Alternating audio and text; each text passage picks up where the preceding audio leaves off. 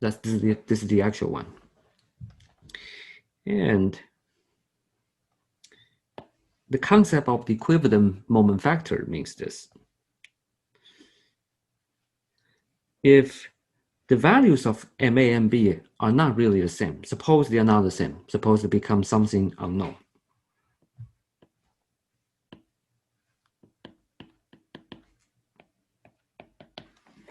That means the moment diagram will not be just level. The moment diagram actually could be, in this case, suppose MB is greater than MA, like this. Like this. And the amplification will make the moment diagram something like this.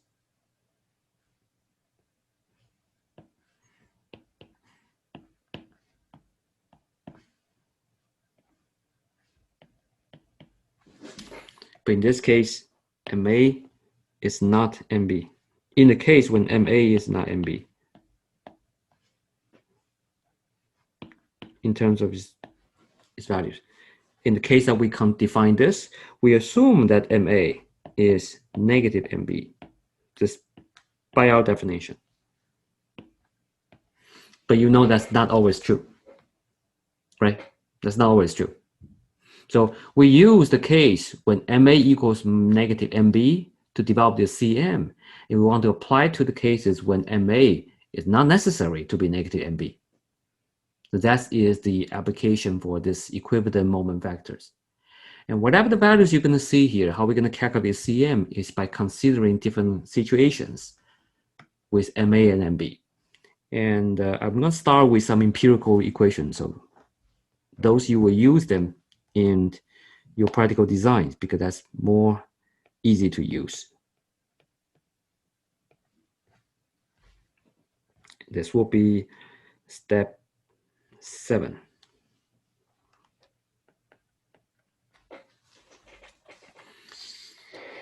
There are some simplified equations for CM.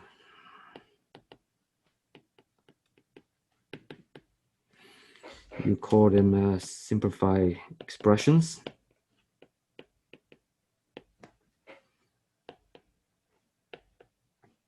For CM here.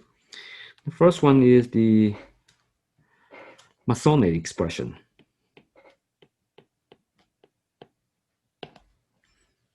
In 1959.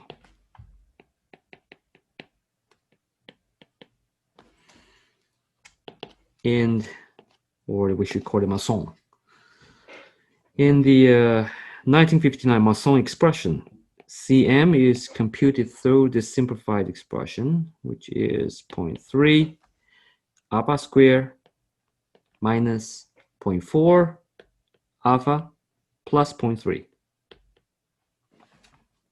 Where, of course, you already know alpha is nothing but just the ratio between MA and MB.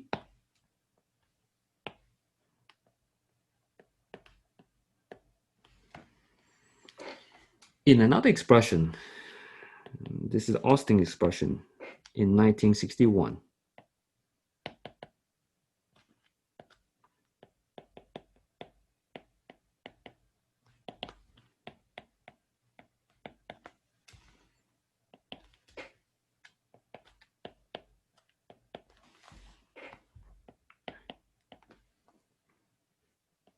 CM can be found by calculating the difference between 0.6 and 0.4 times alpha.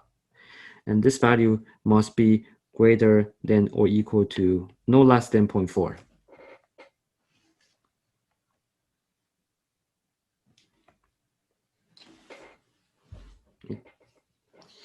So the reason why I like to introduce this different or only two simplified expression for CM is because these simplified expression for CM were obtained from experimental data.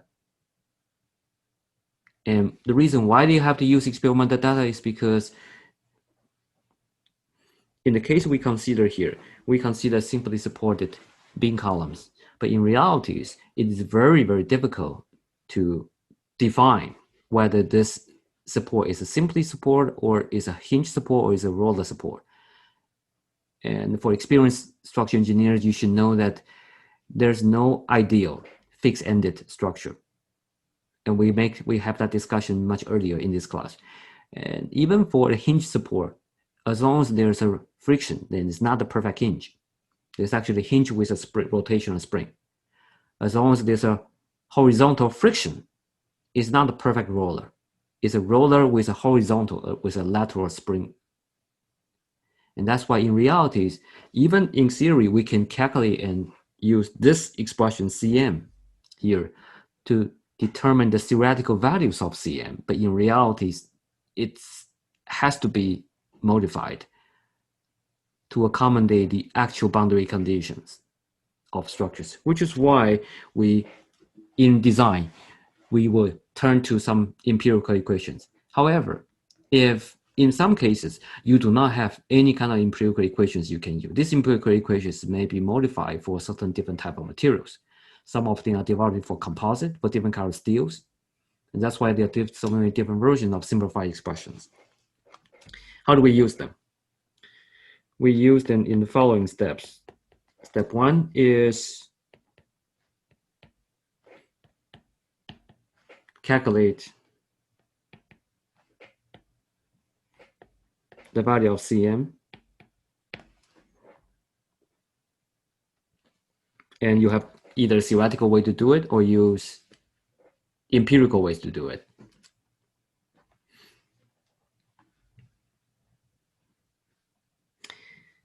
And after that, you will determine what we call equivalent moment.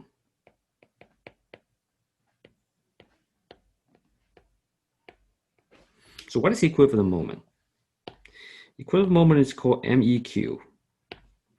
And this MEQ is nothing but the product of the Cm with the maximum out of the one of the n moments. So it is just Cm times the maximum of whichever you have. And of course, has to take the absolute value.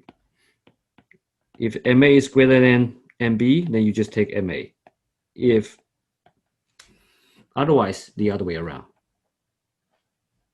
Now, once you have this equivalent moment determined, then we can calculate the maximum moment.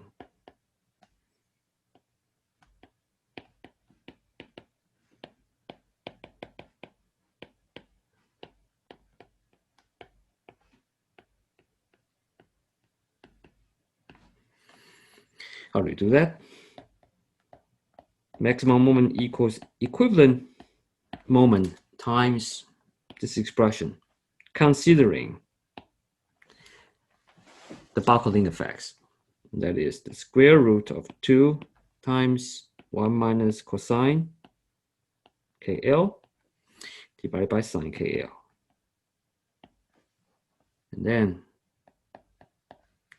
we can find our maximum moment. So these are the steps.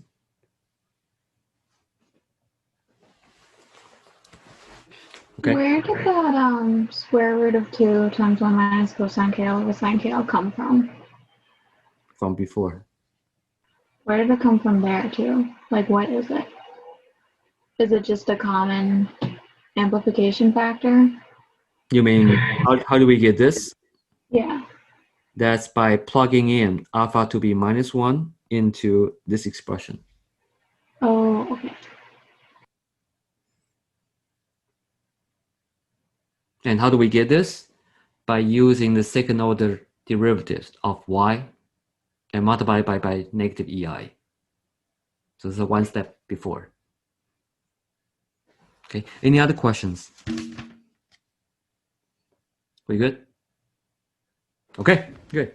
All right, so that's the end of example 11. Now we can talk about principle of superposition. And you may need this concept on the exam. Professor, can I just have a scroll down really quick at the bottom of this page? Good. Good. Thank you.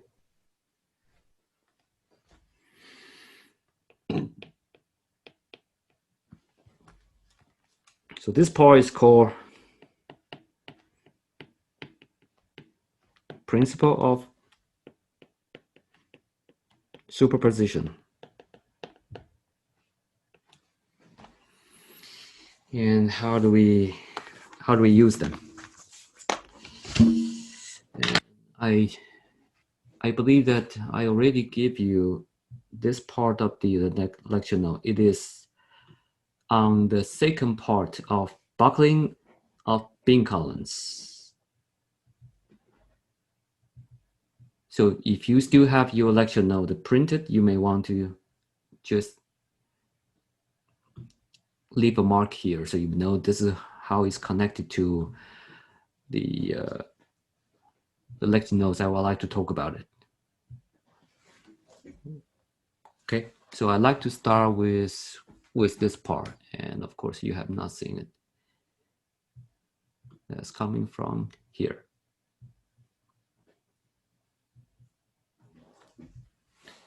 It's on the buckling of beam column part 2. And to talk about principle of superposition, I already gave you all this, so you don't have to take it down. Now the equation numbers, they refer to the textbook. And if you don't have the textbook, email me. Okay, send me an email.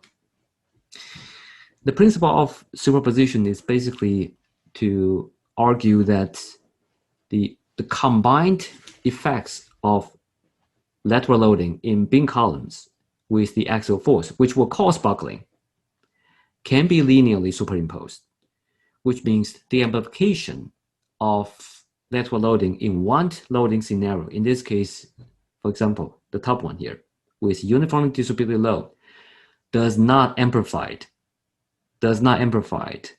the other effects in another loading scenario.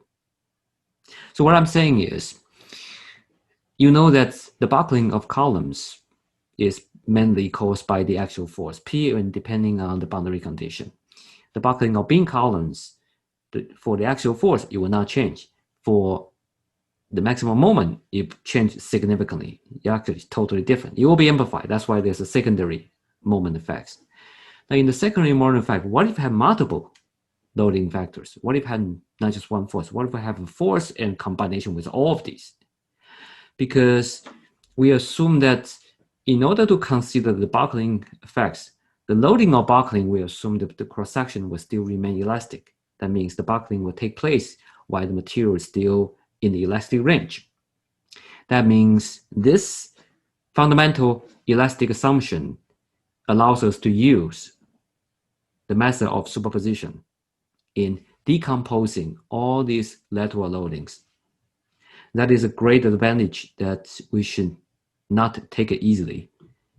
Because if this is true, that means if you have all these different kinds, no matter how complicated your actual loading is, you can always decompose it to something simple.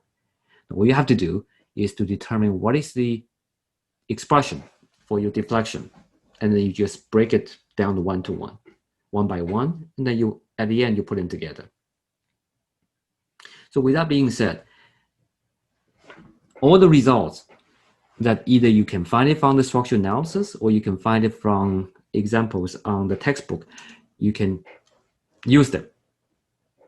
And that will make the buckling analysis for beam columns very creative, because if this is true, now you know we can really extend it to many, many different levels, right? There are many different kind of applications we can consider now.